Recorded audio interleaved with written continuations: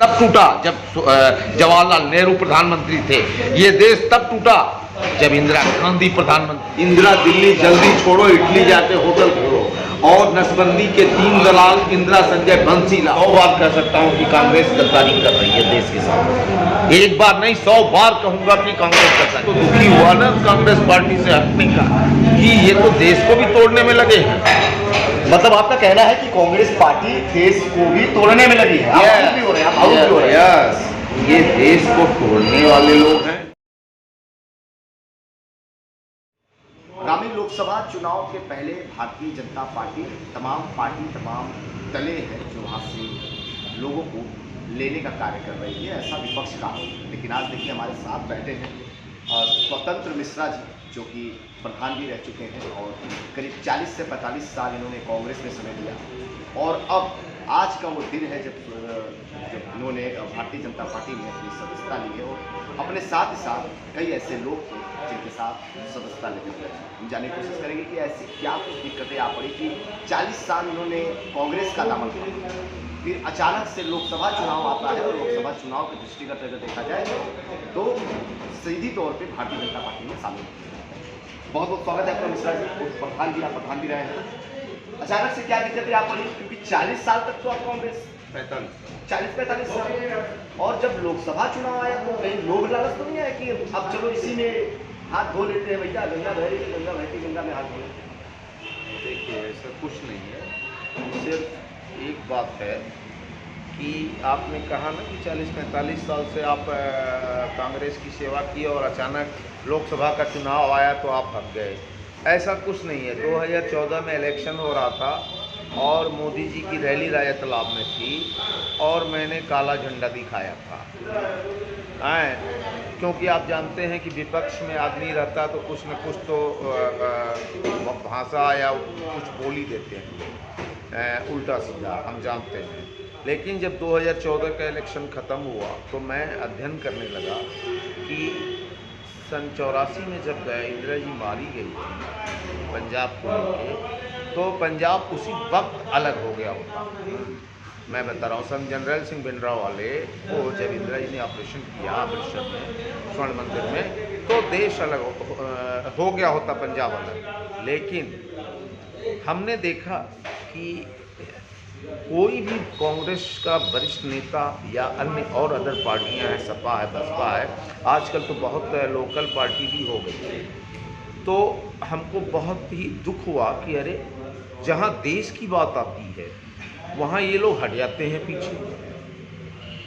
ऐसा क्या उनको मिल जाता है कांग्रेस के लोगों को, सपा के लोगों को, बसपा के लोगों को, ममता की पार्टी को, या फिर चाहे वो डीएमके ओमके रही तमिलनाडु में, साउथ में, जो भी रहा, इन लोगों को क्या ऐसा हो जाता है जो अपने देश के प्रति समर्पित नहीं होते हैं। ये बात आप बिल्कुल सही सवाल किया आपने कि 45 साल आप कांग्रेस में रहे तो आपने इतने जल्दी ये मन क्यों बना लिया 2024 इलेक्शन आपके लिए। लेकिन मिश्रा जी, सवाल ये भी खड़ा हो रहा है कि एक और राजेश मिश्रा भी जाते हैं, लंबे समय से रहते हैं और सांसद भी रहा करते हैं, उसके बाद फिर से अचानक से वो बीजेपी में जाते हैं। तो आखिरकार ये जानना चाहेंगे कि क्या कांग्रेस पार्टी की नीति रणनीति आप लोगों को नहीं समझ आ रही है, या कांग्रेस पार्टी की कार्य प्रवृत्ति नहीं समझ में आ रही है, या ऐसी क्या बातें आ रही है कि आप लोग कांग्रेस को मतलब लंबे समय से आप लोग दामन थामे हुए हैं और अचानक से एक सोच आती है कि नहीं चलो भाजपा में चले जाएंगे। कहीं सत्ता की लालच तो नहीं आपको मिश्रा जी? देखिए, आपने बिल्कुल सवाल सही दागा कि जो हमारे एक्स MP थे राजेश मिश्रा भारतीय जनता पार्टी ज्वाइन किए परसों चौथे दिन, लेकिन ऐसा कुछ नहीं है। जब इंसान 50 की ज़िंदगी जीता है, 50 वर्ष का, तो उसे बहुत कुछ आवश्यकता होती, बहुत चीज़ों की। तो मैं समझता हूँ कि राजेश मिश्रा भी अगर आए हैं, मैं ऐसा नहीं है उनके मन की बात क्या है ये तो हम नहीं जानते। हम ये जानते हैं कि राजेश मिश्रा भी आए हैं देश की सेवा, राष्ट्र की सेवा करने के लिए, क्योंकि वो आपने सवाल लगा कि राजेश मिश्रा भी वो 2 बार MLC रहे हैं स्नातक से और 1 बार सांसद रहे। तो हर आदमी जो भारतीय जनता पार्टी में जा रहा है तो ऐसा नहीं है कि सबको कोई पद की लालच है, पैसे की लालच है, हाँ, या उससे उसका कद बड़ा हो जाएगा। जब एज हम लोगों की 58 हो गई तो मन तो दुखी हुआ ना कांग्रेस पार्टी से हटने का कि ये तो देश को भी तोड़ने में लगे हैं। मतलब आपका कहना है कि कांग्रेस पार्टी देश को भी तोड़ने में लगी है, आप भावुक भी हो रहे हैं, आप भावुक भी हो रहे हैं। यस, ये देश को तोड़ने वाले लोग हैं और भारतीय जनता पार्टी जो भी अपना कार्य करती है तो उसका विरोध ये लोग एक तरह से कहा जाए, जब मुगल शासन था यहाँ 1000 वर्ष तक, उस समय से इस देश में कुछ गद्दार रहे हैं। तो उसी तरह मैं समझता हूँ कि जो देश के साथ गद्दारी करता है वो अपनी राजनीति को खत्म कर लेता है। किसको गद्दार आप कहना चाह रहे हैं? कांग्रेस के जो बड़े लीडर हैं, किसका नाम लें, खड़गे का लें या राहुल गांधी का लें या सोनिया का लें, किसका आप नाम हमसे 70 साल पुरानी पार्टी है, बताया जाता है कि मजबूत पार्टी है कांग्रेस पार्टी। गांधी परिवार की एक बड़ी पार्टी, देश के लिए उन्होंने काम किया। रेल की अगर बात कर ली जाए, तेल की अगर बात कर ली जाए, कांग्रेस तो ये भी कहती है कि मोदी के आते रेल बेच दिया, तेल बेच दिया, सब कुछ तो बेच दिया। भाई क्या बचा है? रेल भी प्राइवेट कर दिया उन्होंने। और आप कह रहे हैं कि जो है कि कांग्रेस जो है वो गद्दारों की पार्टी है। ये जी, मैं इसको एक बार नहीं 100 बार कह सकता हूँ कि कांग्रेस गद्दारी कर रही है देश के साथ। एक बार नहीं 100 बार कहूँगा कि कांग्रेस गद्दारी कर रही है। पूछिए आप कैसे?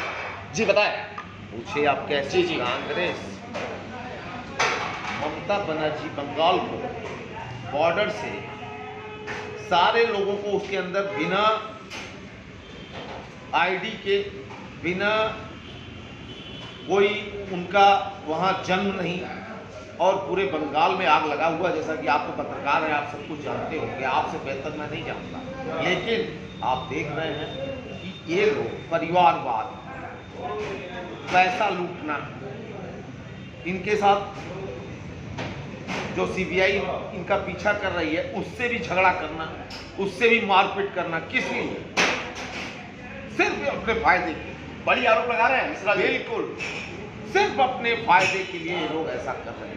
इनको देश के प्रति प्रेम नहीं है कि केरल टूट जाएगा, बंगाल टूट जाएगा, आपका चाइना जो है बॉर्डर पे अरुणाचल में घुसने का प्रयास कर रहा है। अगर प्रधानमंत्री आदरणीय मोदी जी नहीं होते तो घुस गया होता वो, और घुसा भी था कांग्रेस के समय में। आपने कहा कि भारत को तोड़ने का काम किया Yes. तो भारत जोड़ो यात्रा फिर क्या समझा जाएगा? भारत जोड़ो यात्रा मतलब उनका तो साफ तौर पे देखिए, भारत जोड़ो यात्रा जो है वो बताते हैं कि सफल हुआ। अब तो भारत न्याय यात्रा चल रहा है। तो इतनी यात्राएं राहुल गांधी की चल रही है और आप एक और कह रहे हैं कि कांग्रेस पार्टी जो है वो देश को तोड़ने का काम कर रहा है। देखिए, वो बड़ी पर्सनालिटी है, जिसके फादर प्रधानमंत्री थे, जिसकी दादी प्रधानमंत्री थी, उनका आप उनकी बात को कोई यकीन करता है या उनकी बात पर कोई विश्वास करता है? ऐसा कुछ नहीं है। राहुल जी, मैं कह रहा हूँ, राहुल जी अगर इतने बड़ी पर्सनालिटी थे तो भारत की जनता जो कि 60 साल तक 55 साल तक वो गवर्नमेंट चलाए, तो उनको तो उनके प्रति समर्पित होना चाहिए। आज लोग उनसे क्यों दूर भाग रहे हैं? हम आपसे जानना चाहते हैं क्यों दूर भाग रहे हैं, इसका आंसर है आपके पास। लेकिन वही देखिए, दूसरी तरफ अगर बात कर ली जाए तो एक समय था जब 2014 में लोकसभा की चुनाव हो रही थी और आप मिश्रा जी जो है कि काला झंडा लेके जाते हैं मोदी जी के गाड़ी के आगे, दिखाते नजर आते हैं। आज वही मोदी जी का आप स्वागत कर रहे हैं, तो इसको क्या समझा जाए? इसको तो जैसे वो एक राजनीतिक गण है जो कि ओम प्रकाश राजभर बोला जाता है कि पलटू चाचा के, तो क्या आप भी पलट रहे हैं? आप नहीं, कर रहे हैं, इसको क्या दिक्कत है? ऐसा पलटू उल्टू का यहाँ बात नहीं है। पलटू का जिसको फायदा नफा हो वो पलटू करे।